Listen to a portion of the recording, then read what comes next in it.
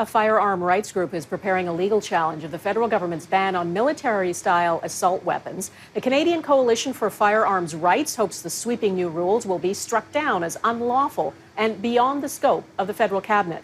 The changes were promised by the Liberals during the last election, and they were implemented after the mass murder in Nova Scotia last month. An Ipsos poll done exclusively for Global News shows 82% of Canadians approve of the ban on military-grade assault weapons. Only 32% doubt it will reduce gun violence. Mercedes Stephenson took a look at the new rules, which are complex, to find out which guns are covered by the ban and which are not.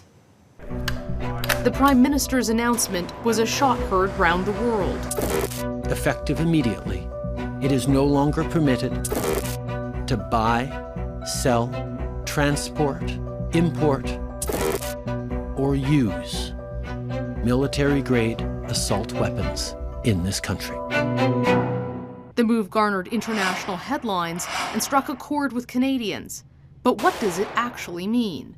Experts define a military-grade assault rifle as a gun that can fire on fully automatic mode. Militaries use it in war, pull the trigger, and bullet spray out non-stop till you're out of ammunition. But that was already prohibited in Canada. So here's a look at what changed. The Liberal government's Ordering Council bans firearms based on bore width, muzzle energy, or in some cases, the name of the gun, how it looks, or how popular the firearm is. I took my old duck gun and it basically made it the same as a rocket launcher. Mike Anderson trains military and police on firearms. His shotgun caught up in the ban. Many other gun owners were afraid theirs would be too, so here's some clarity. The new rules ban any firearm with a bore diameter of 20 millimeters or greater. Bore is the width of the barrel of the gun, and here's where much of the confusion lies. Where is the barrel being measured?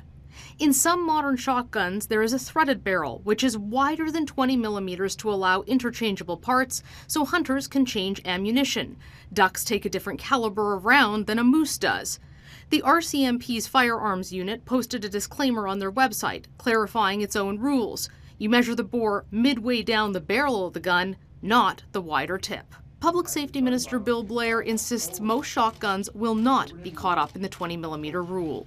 Anderson says the new rules are inconsistent and arbitrary, meaning Canadians can still legally purchase and own guns that have the exact same capability as other guns that are now prohibited. Those two firearms have the exact same capabilities? Yes. But one's banned because it's named? Yes. This one was specifically prohibited.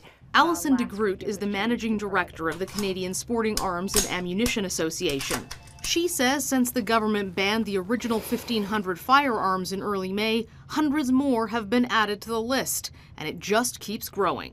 We are operating in this completely foggy environment of whether or not what we're doing is legal or illegal in Canada.